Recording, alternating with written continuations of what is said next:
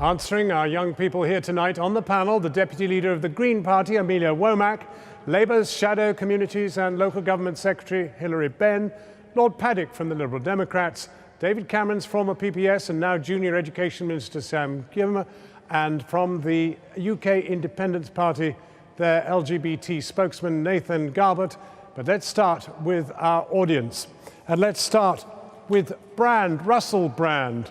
He urged people not to vote. There was no point in voting.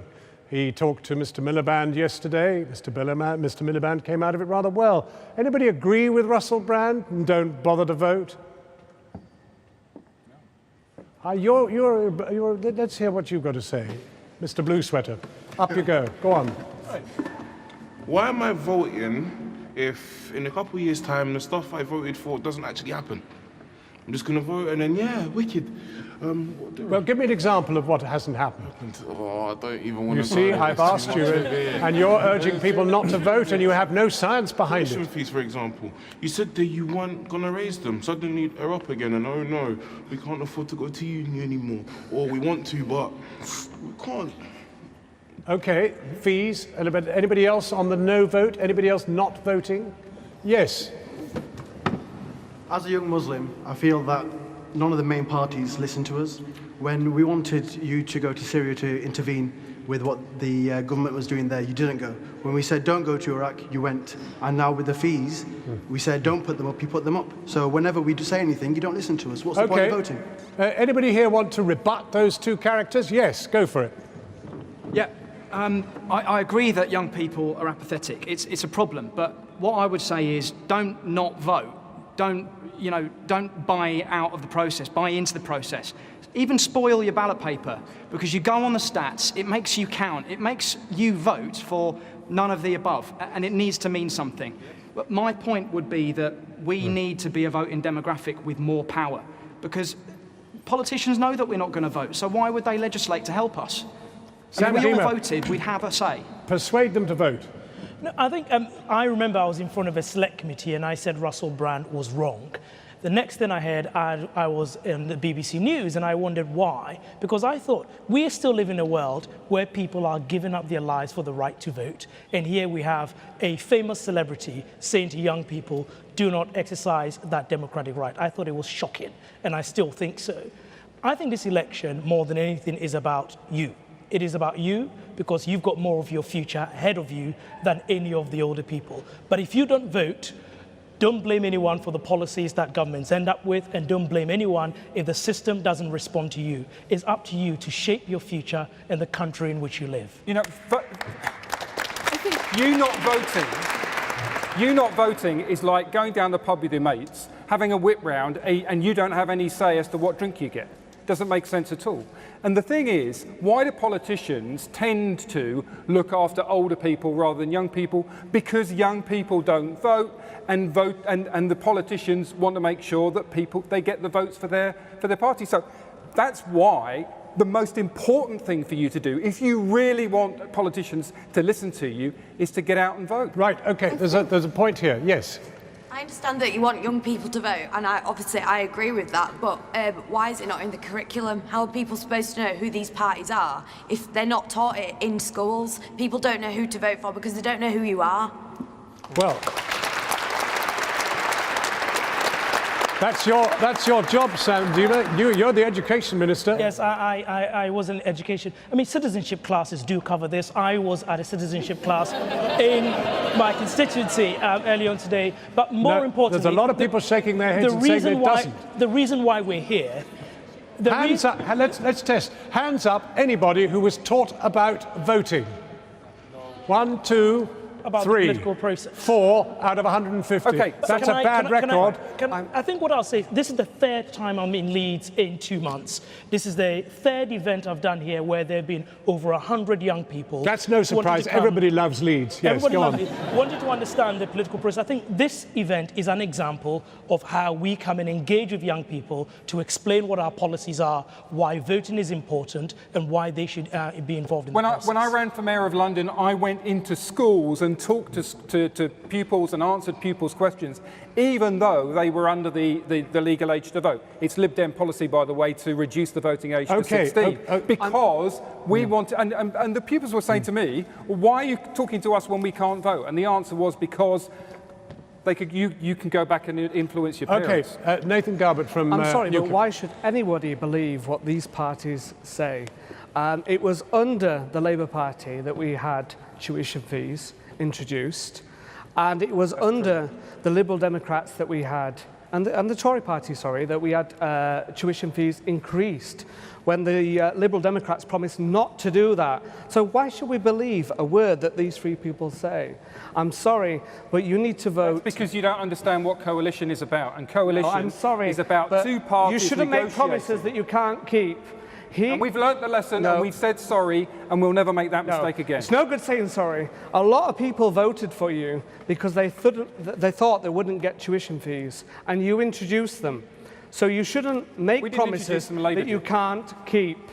But your problem, Brian, I mean, let's be honest, you fought the election 5 years ago saying we'll abolish them, and then you voted to treble them. And that is part of what lies behind, hang on, the comments were made.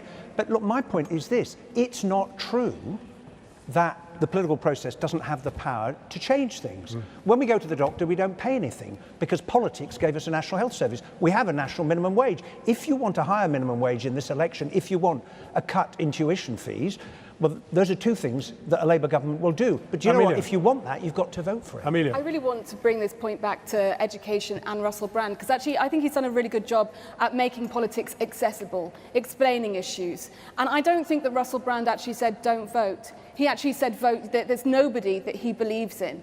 Because I really hate the term voter apathy, like as a generation, young people aren't interested in politics, when actually it's the duty. I see young people at the front of demonstrations and petitioning and being part of activism, and that is a form of politics. Voting is just one part of politics. And it's down to us, it's down to politics and political parties to inspire you and give you something to vote for. Okay, I now want... I want to move on to one of our other subjects tonight, generational unfairness, generational inequality. As I said in my report, went to university for free. My local authority paid me money even to live on. You are in debt. Every single one person of you here tonight is in debt. And I'm wondering what you make of generational unfairness. Is in fact the point that Brian Paddick made, which was that politicians are going for the older people who have the money and are the voters. What are you doing about it? You lot. What are you doing about generational unfairness? Who wants to raise it? Anybody? Yes, let's go for it. What can you do and what will you do to control the rampant greed of landlords, especially perhaps in London as well, who are pricing young people out of the market and creating generation rent? We will, one, make 3-year tenancies the norm, because there's no security if it's a 12-month tenancy. You've got family, you're trying to plan your finances because you want to save, if possibly one day you could buy somewhere. 3-year tenancies. Secondly, a ceiling on rent increases in years 2 and 3.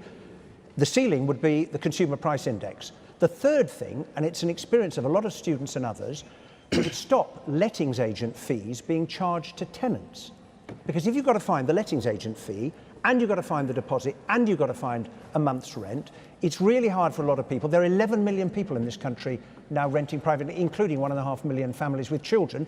But the real answer is we've got as a society to build more homes, because that's why rents are high, and that is why house prices are so high. Just before I come to you, let me call for David Joyce, because you're a kind of living example. I mean, you haven't got a proper job. I mean, you're a doorman part-time. Yeah, I work at my local workmen's club. And yet you're a graduate. Yeah, I graduated last July, started looking for work in June. But there's full employment. Yeah. Well, no, I didn't start working, I started looking for work in June. I've only got this job about 3 weeks ago. And your point? Well, basically, there's no help for me. I started signing on, the job centre to my opinion, isn't fit for purpose. There's no real help out there. And you just, for me, as a working class kid, who's first in the family to go to university, I've just kind of been stuck in a hole, and there's been no real help. I must bring you in, because you're education. David, I think you were at the iDebate in Leeds in February, so I remember you from that debate. The first point I'll make on generational inequality is the biggest thing that widens the gap between the young and the old is a faltering economy.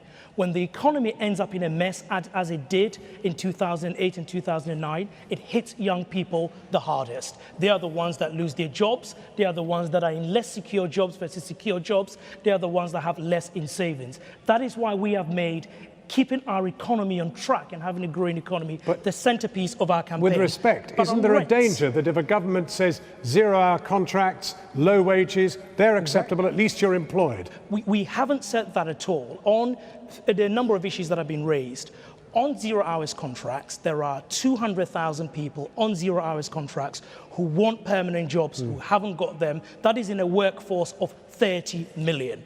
We need to do more on that. But secondly, on people on low wages, to make sure that they can keep more of what they earn, we've raised the personal allowance so that the first £10,000 people earn is free of income tax. We've that's said enough that of a in list. the next Parliament. Let me bring in Rosie Schofield. Where are you? I want to tackle the point on rents Rosie, quickly. You're wearing Rosie, and you are Rosie. Go for it. Essentially, I went into university because there was a massive rush to get into university before the fees went up. I was lucky, I didn't have to pay 9k a year. What I really want to know, though, is what are you going to do to help the people who, like my friend here, have unfortunately had to go for any job. They've not gone for what they wanted to do, and like myself, ended up being in a place where actually it's more about earning the money and paying back into the society as opposed to working hard to earn the money that we want to. So how would you address her point? Because actually, when there was the protests about student fees, I actually felt that there was a double injustice. Not only was there a generation who were going to be charged thousands upon thousands of pounds to go to university, but when you get to the other side, you have to take on an unpaid internship to get the kind of job that you want. Those kind of internships only benefit people who have parents that live near the place they want to work, or people that will support them. And we believe that these internships are a complete exploitation of the workforce, and that we should get rid of, internships should be a maximum of 4 weeks, and that there should be opportunities of employment at the end. But I think the issue of zero-hour contracts, fundamentally those contracts have overridden those rights, those employment rights that people have fought and died for. That I speak to people who can't rent somewhere because they've got unpredictable work. I've spoken to women who say they can't have children because they don't get maternity leave as a result of these zero-hour contracts. But before you come in, we've got 3 politicians here who have presided over the worst house building record ever in these last 10 years, 15 years. Now, what about housing? What about housing? Anybody getting points on housing? Are you all feeling confident about living in a house, perhaps that you own one day?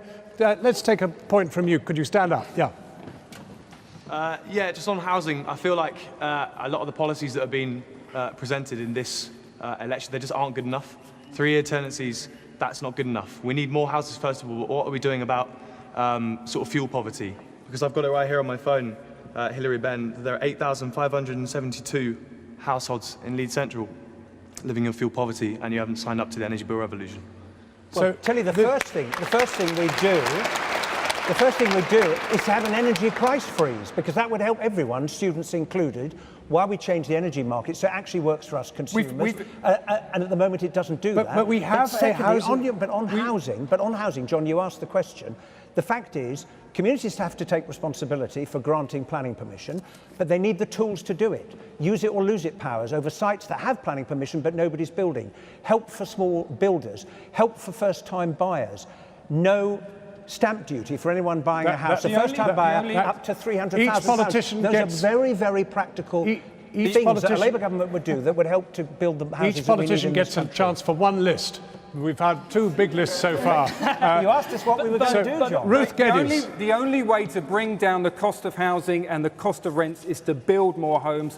The Liberal Democrats have got a more ambitious programme than the other 2 parties. Yeah. And to help young people who want to buy their own home, we've got a new scheme where you pay market rent to a housing association. After 30 years, the house is yours. We've got help for people who want to rent. Okay. getting you a loan up to £2,000 in London to put down as a deposit, Okay, so that you don't have to live at let's home just with mum hold and it dad there. anymore. We're just about to go to a break. I want to take one more point from the audience. Ms. Geddes, are you here? Where are you? Yes, darling, go for it again. Well, cutting housing benefit would affect young homeless people like me. What are you going to do to keep me off the street? And it's actually been said that you would only save 120 million. I mean, the compared truth, to all the of thousands you, and all of thousands you. of young people that are going to be made homeless. Yeah. Right.